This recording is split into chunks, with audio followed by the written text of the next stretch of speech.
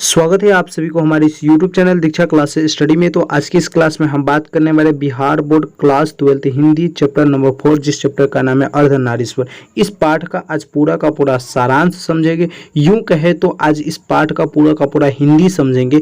काफ़ी महत्वपूर्ण क्लास होने वाला है, कुछ ही क्षणों का यह क्लास होगा।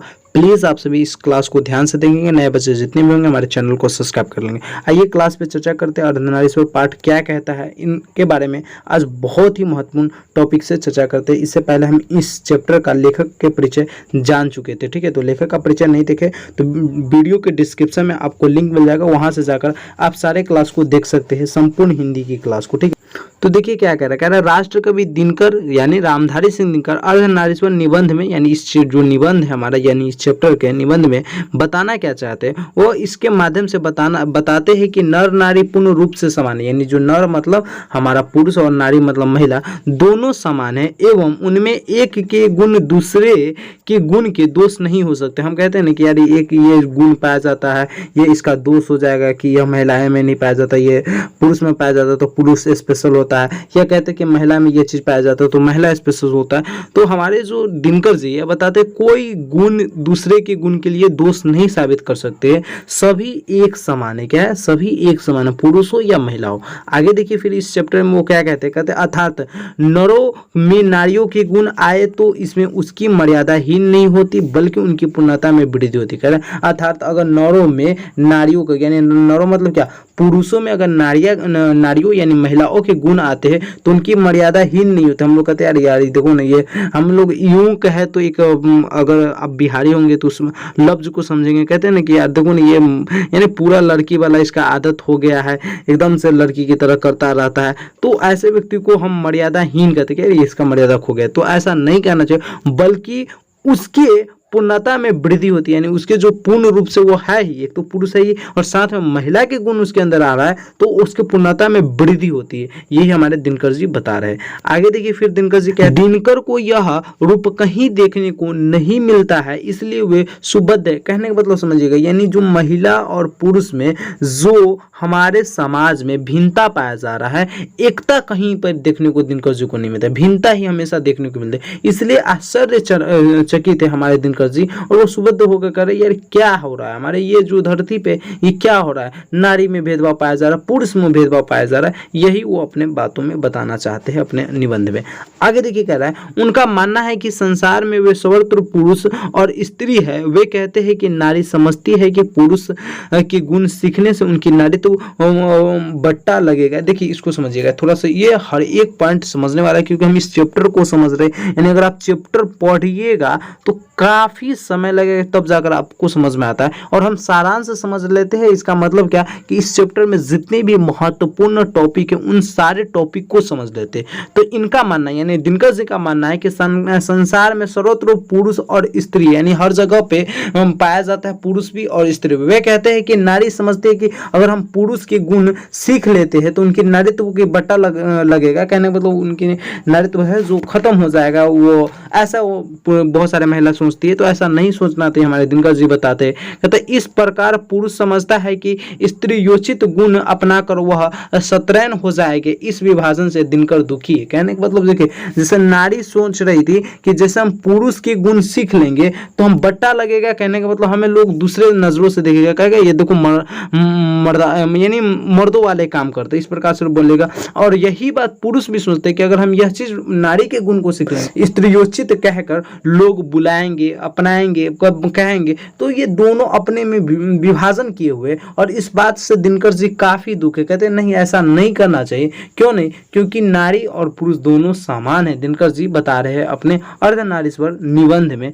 आगे कह रहे यही नहीं, भारतीय समाज में जाने वाले 3 बड़े चिंतकों रविंद्रनाथ, प्रेमचंद्र प्रसाद के चिंतक से भी दुखी। कहने का मतलब यही नहीं, जो हमारे रामधारी सिंह दिनकर है वह हमारे रविंद्रनाथ टैगोर के सोच से, प्रेमचंद्र के सोच तथा प्रसाद के सोच से भी क्या है, ये तीनों हिंदी साहित्य के बहुत महत्वपूर्ण लेखक है। जो आप चैप्टर पढ़िएगा महत्वपूर्ण रूप से तो आपको पूरा चीज समझ, यानी अच्छी तरह से चैप्टर को पढ़िएगा ना तो पूरा चीज आपको इसके बारे में समझ में आएगा।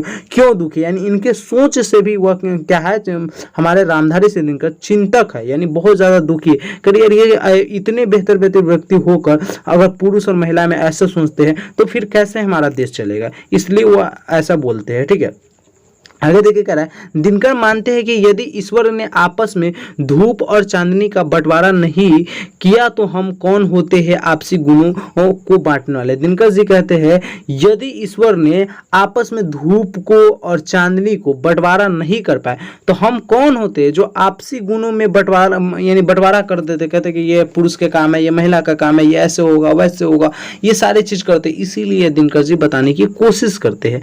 आगे वे और कहते हैं कि वे नारी प्राधीनता का संक्षिप्त इतिहास बताने के संदर्भ में वे कहते हैं कि पुरुष वर्चस्ववादी तरीके अपनाकर नारी को गुलाम बना लिया। कहने का मतलब वो कह रहा है कि प्राचीन इतिहास को बताते हैं दिनकर जी और कहते हैं कि पुरुष वर्चस्ववादी तरीके अपनाकर नारी को क्या किया, अपना गुलाम बनाया। जब कृषि व्यवस्था का आविष्कार किया जिसके चलते नारी घर में और पुरुष बाहर रहने लगा। देखिए मैं आपको बताता हूँ इस कहानी को, आपको समझिएगा, ये आपको थोड़ा थोड़ा कोई लफ्ज होगा जो नहीं समझ में आता होगा, लेकिन मैं अपने भाषा में यानी अपने पूरा संपूर्ण हिंदी की भाषा में इस चैप्टर को मैं समझाता हूँ। जैसे देखिए पहले क्या था कि पहले पहले तो इंसान क्या थे, इंसान जंगलों में रहते थे। धीरे धीरे इंसान क्या हुआ, जब इंसान का बुद्धि हुआ, आग का आविष्कार हुआ, आप लोग हिस्ट्री में पढ़े होंगे, तो आग का आविष्कार हुआ तो लोगों को खाने का, रहने का, ये सारी चीज का शौक होने लगा, यानी इंसानों की मंदबुद्धि बढ़ने लगा। जब मंदबुद्धि बढ़ा यानी सोचने की शक्ति जब बढ़ने लगा तो इंसान अब क्या है, अब घर में और घर बनाकर रहने लगे। घर बनाकर जब रहने लगे तो खेती लोग करते थे। क्या करते थे, खेती करते थे। तो खेती करते थे ना, तो उस समय क्या कहा गया, उस समय कहा गया महिलाओं को और पुरुष को दोनों को कहा गया। यहाँ पे महिलाओं की भी गलती है और पुरुष को भी गलती है। इस बात को अभी आपको समझ में आएगा। पुरुष को भी और महिलाओं को कहा गया कि आप कौन से काम करेंगे, आप घर का काम करेंगे या आप बाहर का काम करेंगे। तो ये है ना, पुरुष लोग कहे कि देखो हम बाहर का सारा काम कर देते, तुम घर का सारा काम कर लो। अभी लड़की होती ही है ऐसे ही आलसी, बहुत लालची होती, ना हमारा घरे में तो काम करेगा और कहीं तो जाएगा ना, ले कर घरे में काम घर। अब ये क्या हुआ, चार दीवारी के अंदर क्या हो गया, बंद हो गए। उसी समय से यह परंपरा यानी वो उस समय महिला को क्या लगा कि हमको केवल घर का काम मिल रहा है, तो बहुत खुश हो गई, बहुत खुश हो गई। ऐसे भी लड़की से खुश हो जाती, थोड़ा सा भी सोचती नहीं आगे पीछे क्या होगा, बहुत ज्यादा खुश हो जाती। तो ये महिला सब उसी समय खुश हो गई कि ना अब हमको घर के काम करना, हमारा जो पति महादेव होंगे वो बाहर के काम करके लाएंगे, हमको क्या है खाने उन्हें बनाना। आज महिला इस बात को लेकर हमेशा परेशान है कि पुरुष को बहुत ज्यादा अधिकार दिया गया है, महिलाओं को बहुत कम अधिकार दिया गया है। तो यह कारण उसी समय पैदा हुआ था। ठीक है, अगर उस समय कहते नहीं आप भी बाहर का काम कीजिए, हम भी घर का काम करेंगे, आप भी घर का काम कीजिए, हम भी बाहर का काम करेंगे, तब उस समय यह चीज नहीं होता। यही इतिहास को बताते हुए दिनकर जी ये सारे बातों को बताने की प्रयास करते हैं।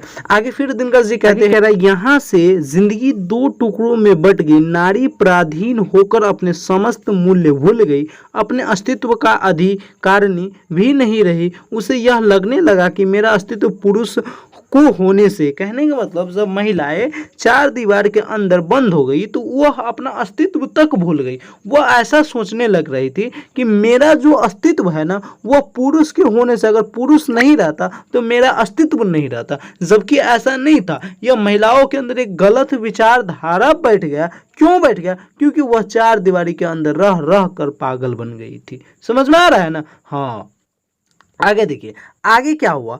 आगे कह रहा है समाज ने भी नारी को भोग्या समझकर उसका उपभोग खूब किया। कहने का मतलब समाज ने भी नारी को भोग्या समझ के, यानी एक तरह से समझिए यह एक प्रकार का भोजन है इसका, यानी गलत उपयोग खूब किया। नारी जब चार दीवारी के अंदर रहने लगे तो उसे बहुत सारे परिवार में मान लीजिए बहुत नारी निकल कर कुछ कार्य को करना भी चाह रही थी, उसको करने नहीं देना, इसका खूब गलत उपयोग भी किया। ठीक है, वसुंधरा भोग्या ने नारी को आनंद की खान मानकर उसका भी जी भर का उपयोग किया, यानी वसुंधरा भोगिया ने भी नारी को आनंद मानकर क्या कहता है, उसका जी भर का उपयोग ही किया था नारी का।